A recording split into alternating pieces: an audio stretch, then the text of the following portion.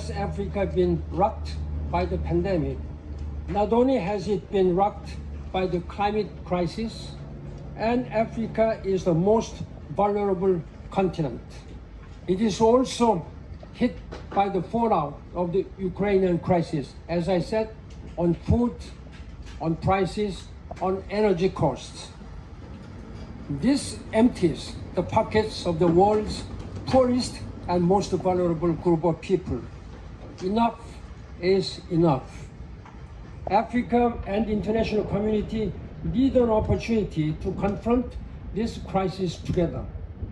Fortunately, with the COP27 in Sharm el-Sheikh, Egypt, is going to be held in November this year.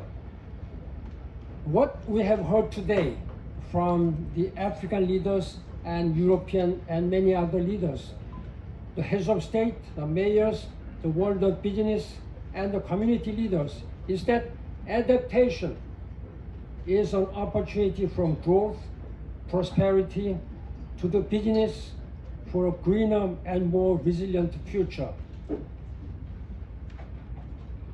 But we have also heard that unless the African COP November this year takes us a step forward on adaptation action, we will miss the critical opportunity.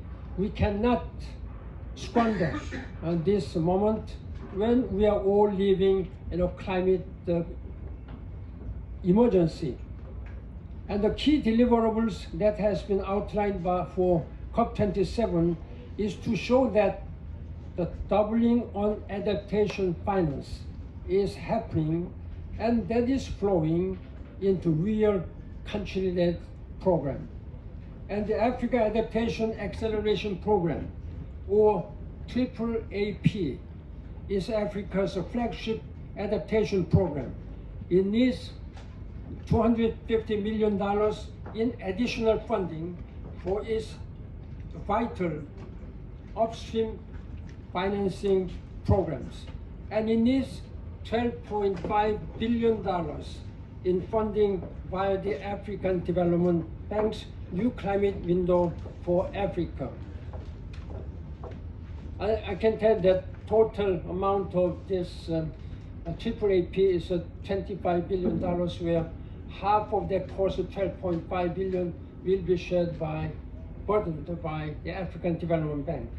I think it is entirely possible for the key players to come together behind this for COP27. Certainly, today's summit had clarified the ask, and it has taken us further in terms of the path we need to take between now and Sharm el-Sheikh to ensure results that truly meet Africa's expectations.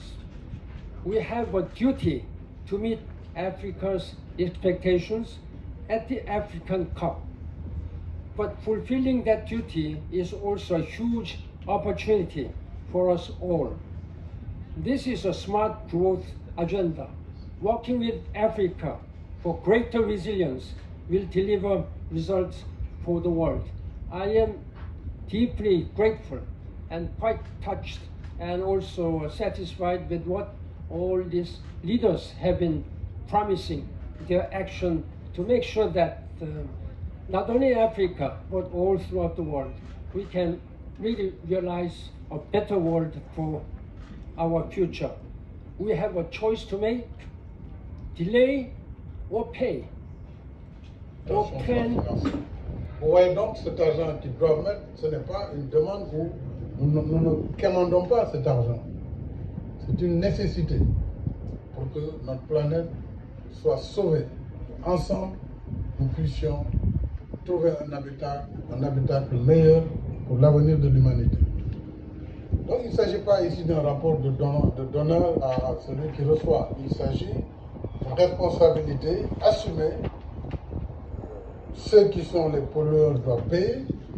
Donc ils doivent contribuer et financer le programme d'adaptation. Sinon on va faire comment?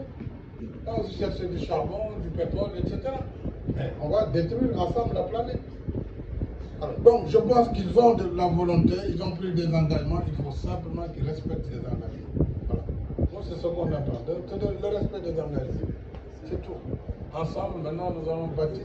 In the global climate breakdown, which we're experiencing, it has an adaptation finance gap. Africa has an adaptation finance gap of 41 billion US dollar every year to a problem it did not cause.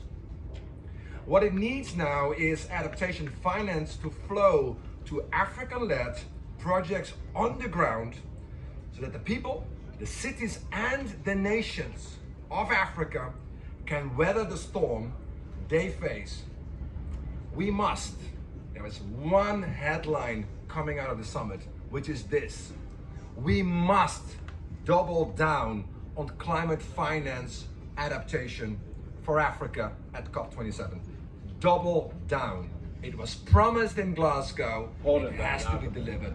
Africa does not contribute for more than 3% of the global greenhouse gas emissions, but it suffers disproportionately from its negative consequences. Think about it. I'm not going to worry you about the figures. The figures are well known, but I want to talk to you about what it means in the lives of people. Take a look at farmers today in Africa. From East Africa, they haven't had rains in 2 years. And that means that pastoralists are losing all of their livestock. That is actually their own savings.